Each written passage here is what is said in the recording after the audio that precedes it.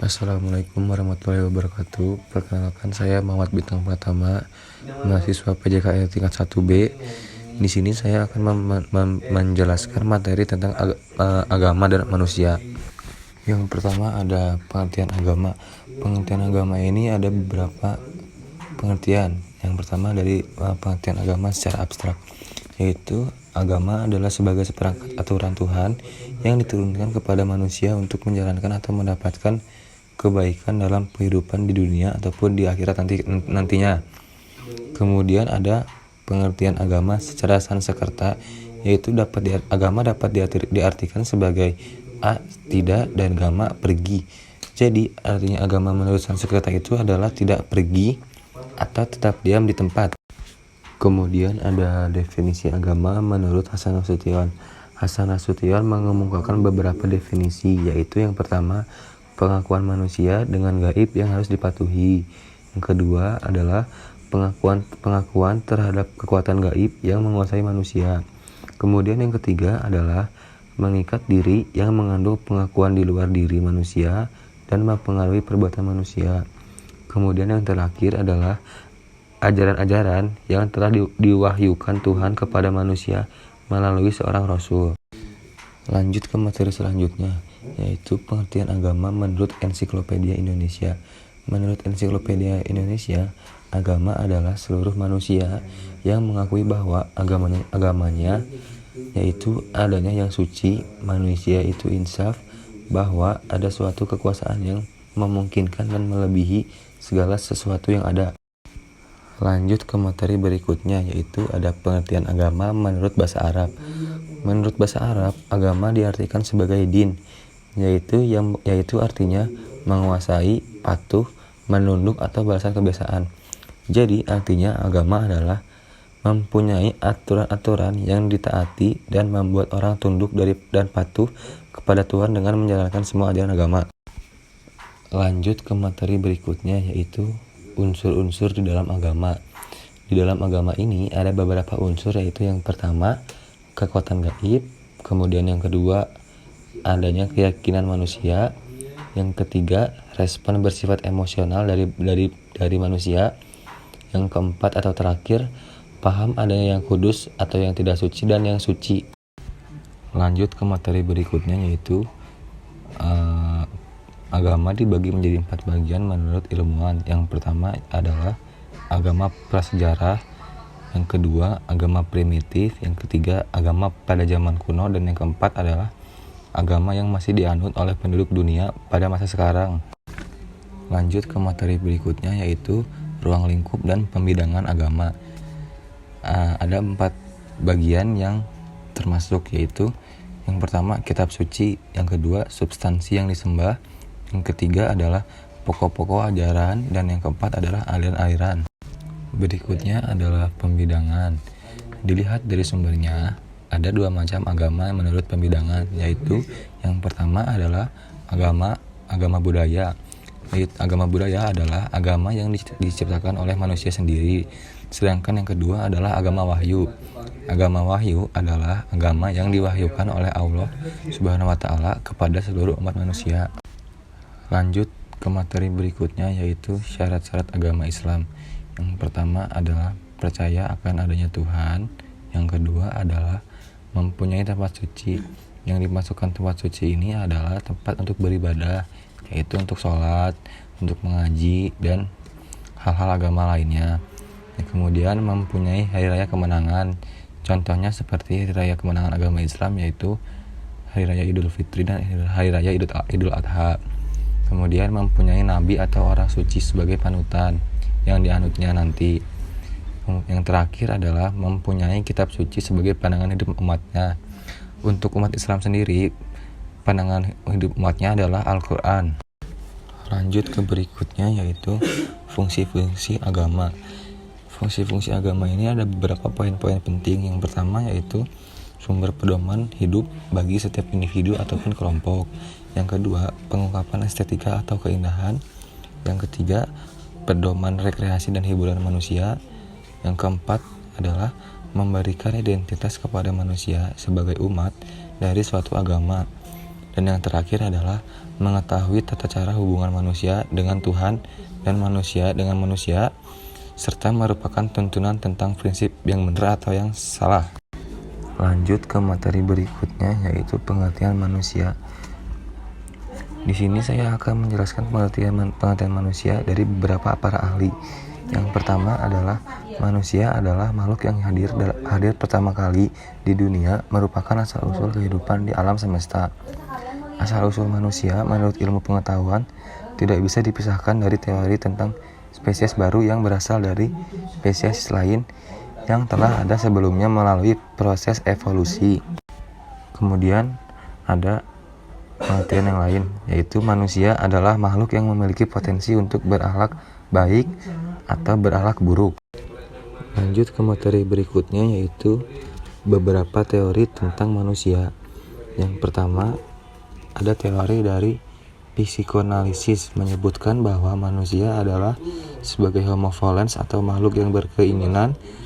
Menurut aliran ini, manusia adalah makhluk yang memiliki perilaku interaksi antara komponen biologis, psikologis, dan sosial.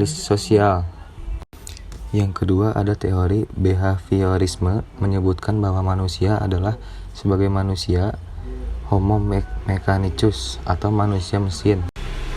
Yang ketiga, ada teori kognitif menyebutkan manusia adalah homo sapiensi atau manusia berpikir. Manusia tidak lagi dipandang sebagai makhluk yang bereaksi secara pasif pada lingkungan, tetapi berusaha memahami lingkungannya. Dan yang terakhir adalah teori humanisme menyebutkan manusia adalah homo ludens atau manusia yang bermain. Manusia berperilaku untuk mempertahankan atau meningkatkan serta mengaktualisasikan diri. Berikutnya ada materi tentang evolusi manusia dibagi menjadi 4 kelompok berdasarkan tingkat evolusinya. Yang pertama adalah tingkat pra-manusia yang fosilnya ditemukan di Johannesburg, Afrika Selatan pada tahun 1924 yang dinamakan dengan fosil Australopithecus. Yang kedua, ada tingkat manusia kera yang fosilnya ditemukan di Solo pada tahun 1891 yang disebut dengan Pithecanthropus erectus. Kemudian yang ketiga adalah manusia purba, yaitu tahap yang lebih dekat kepada manusia modern yang sudah digolongkan jenisnya yang sama, yaitu Homo, walaupun spesiesnya dibedakan. Fosil jenis ini ditemukan di Neander, karena itu disebut Neanderthalis, dan kerabatnya ditemukan di Solo atau yang disebut dengan Homo soloensis. Dan yang terakhir adalah manusia modern atau Homo sapiens yang telah padat berpikir menggunakan otak dan nalarnya. Lanjut ke materi berikutnya, yaitu eksistensi dan martabat manusia. Menurut Al-Quran menggambarkan manusia sebagai makhluk pilihan Tuhan, sebagai khalifahnya di muka bumi, serta sebagai makhluk yang semi-semawi yang dalam dirinya ditanamkan sifat mengakui Tuhan, bebas terpercaya, serta tanggung jawab terhadap dirinya maupun alam semesta, serta dikaruniai keunggulan atas alam semesta, langit dan bumi. Materi berikutnya adalah hubungan manusia dengan alam semesta. Hubungan manusia dengan alam semesta dibedakan menjadi 2, yaitu yang pertama, manusia dan alam semesta yang memiliki hubungan historis. Manusia menganggap dirinya adalah satu-satunya makhluk beradab yang ada di dalam ini. Dengan sendirinya timbul rasa kagum, takut, dan heran pada diri manusia itu sendiri. Secara historis, asal-usul manusia dikaitkan dengan keberadaan alam semesta. Yang kedua adalah hubungan manusia dengan alam semesta, yaitu hubungan fungsional. Proses penciptaan manusia adalah bagian integral dari alam semesta. Dalam sistem kosmos, manusia dan alam semesta merupakan satu kesatuan yang tak terpisahkan. Karena memiliki keunggulan dalam sistem kesadaran, maka alam semesta menjadi sebuah objek yang sangat penting dalam kehidupan manusia itu sendiri. Lanjut kemudian dengan materi berikutnya, yaitu istilah manusia dalam Al-Quran dalam artian penyebutan nama. Ada 5 kata yang digunakan Al-Quran dalam menunjukkan tentang manusia, yakni yang pertama adalah dari aspek historis. Dari aspek historis ini, penciptaan manusia disebutkan dengan Bani Adam pada Quran Surat Al-A'raf ayat 31. Yang kedua adalah aspek biologi kemanusiaan yang disebutkan dengan basyar yang mencerminkan sifat-sifat fisik, kimia, dan biologisnya yang terdapat pada Quran Surat Al-Mu'minin ayat 33. Lanjut ke yang berikutnya, yaitu dari aspek kecerdasan disebut dengan insan, yaitu makhluk terbaik yang diberikan akal sehingga mampu menyerap ilmu, ada pada Quran Surat Ar-Rahman ayat 3-4. Yang berikutnya, dari aspek sosiologisnya disebutkan bahwa arinas yang menunjukkan sifatnya yang berkelompok secara sama jenisnya terdapat pada Quran Surat Al-Baqarah ayat 21. Dan yang terakhir adalah dari aspek posisinya disebut abdun atau hamba yang menunjukkan kedudukan sebagai hamba Allah yang harus tunduk dan patuh padanya, terdapat pada Quran Surat Saba ayat 9. Berikutnya adalah istilah manusia dalam Al-Quran, yaitu dalam bidang komponen biologis. Manusia adalah makhluk bumi yang dibentuk dari komponen-komponen yang dikandung dalam tanah. Terdapat dalam Quran Surat Hud ayat 61. Berikutnya adalah ayat-ayat lain yang menyebutkan manusia dibentuk dari, yang pertama yaitu turab, yaitu tanah gemuk, terdapat pada Quran Surat Al-Kahfi ayat 37. Yang kedua ada tin, yaitu tanah lempung, terdapat pada Quran Surat As-Sajadah ayat 27. Yang ketiga yaitu tinul lazib, yaitu tanah lempung yang pekat, Quran Surat As-Saffat ayat 11. Kemudian ada salsalun yang artinya lempung yang dikatakan kaisfatkar, seperti tembikar. Citra dayat ini manusia dimodelkan. Kemudian ada salsalun min hamain masnun, yaitu lempung dari lumpur yang dicetak, terdapat pada Quran Surat Al-Hajar ayat 26. Kemudian ada sulalatun min tiin, yaitu dari saripati lempung. Sulalat artinya yang dihasilkan dari sesuatu yang lain. Kemudian yang terakhir yaitu air, yang dianggap asal-usul seluruh kehidupan, terdapat pada Quran Surat Al-Furqan pada ayat 54. Lanjut ke materi berikutnya, yaitu istilah manusia dalam Al-Quran dalam artian ruh dan nafs. Ruh adalah salah satu komponen penting yang menentukan ciri kemanusiaan manusia setelah proses fisik berlangsung dalam penciptaan manusia. Permasukan ruh menjadi unsur penentu yang membedakan manusia dengan hewan.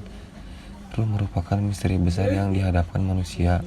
Terdapat dalam Quran Surat Syad ayat 71-72 dan terdapat pada Quran Surat Ali Imran ayat 85. Kemudian ruh adalah gerakan ilahiyah, yaitu getaran sinyal ketuhanan sebagaimana rahmat, nikmat, dan hikmah yang kesemuanya sering terasakan sentuhannya, tetapi sukar dipahami hakikatnya. Nafs juga merupakan wilayah abstrak yang suka dipahami. Istilah nafs memiliki pengertian yang sangat terkait dengan aspek manusia. Nafs bekerja sesuai dengan bekerjanya sistem biologis manusia. Terdapat pada Quran Surat Az-Zumar ayat 42. Hubungan antara nafs dengan fisik manusia sangat erat. Mesti sukar diketahui dengan pasti bagaimana hubungan itu berjalan. Perpisahan antara nafs dan fisik disebut maut. Dan ini adalah misteri Allah Subhanahu wa taala. Terdapat pada Quran Surat Al-An'am ayat 95 dan terdapat pada Quran Surat Al-Imran ayat 185. Lanjut ke materi berikutnya, yaitu ada beberapa aspek karakteristik manusia. Yang pertama adalah aspek kreasi. Aspek kreasi ini menyangkut yaitu apapun yang ada di tubuh manusia sudah dirakit dalam suatu tatanan yang terbaik dan sempurna. Hal ini boleh dibandingkan dengan makhluk lain dalam aspek penciptaannya. Dalam surat At-Tin, Allah Subhanahu wa taala berfirman, "Sesungguhnya kami telah menciptakan manusia dengan sebaik-baiknya bentuk." Kemudian yang kedua adalah aspek ilmu. Hanya manusia yang mempunyai kesempatan memahami. Hewan hanya terbatas pada naluri dasar yang tidak bisa dikembangkan melalui pendidikan dan pengajaran manusia. Menciptakan kebudayaan dan peradaban yang terus berkembang. dan dia mengajarkan kepada Adam nama-nama atau benda-benda keseluruhannya. Lanjut kepada aspek berikutnya, yaitu yang terakhir, yaitu aspek kehendak. Manusia memiliki kehendak yang menyebabkan bisa mengadakan pilihan-pilihan dalam hidup. Makhluk lain hidup dalam suatu pola yang telah baku dan tak akan berubah. Terdapat pada Quran surat Al-Insan ayat 3, yaitu sesungguhnya kami telah menunjukkannya manusia jalan yang lurus, ada yang syukur, ada pula yang kufur. Yang terakhir yaitu kesimpulan. Jadi kesimpulan dari materi ini adalah yaitu manusia hakikatnya adalah makhluk biologis, psikologis, dan sosial yang memiliki dua predikat statusnya di hadapan Allah sebagai hamba Allah dan fungsinya di dunia sebagai khalifah Allah, mengatur alam dan mengelolanya untuk mencapai kesejahteraan kehidupan manusia itu sendiri dalam masyarakat dengan tetap tunduk dan patuh kepada Allah Subhanahu wa taala, serta rasa agama dan perilaku keagamaan atau agama dan kehidupan beragama merupakan pembawaan dari kehidupan manusia atau dengan istilah lain merupakan fitrah manusia. Sekian presentasi dari saya. Terima kasih sebelumnya. Bila ada salah kata atau salah ucapan mohon dimaafkan, dan jika ada pertanyaan atau klarifikasi bisa ditanyakan lewat Gmail ataupun nomor di bawah ini. Cukup sekian presentasi saya. Semoga bisa bermanfaat bagi kalian. Wassalamualaikum warahmatullahi wabarakatuh.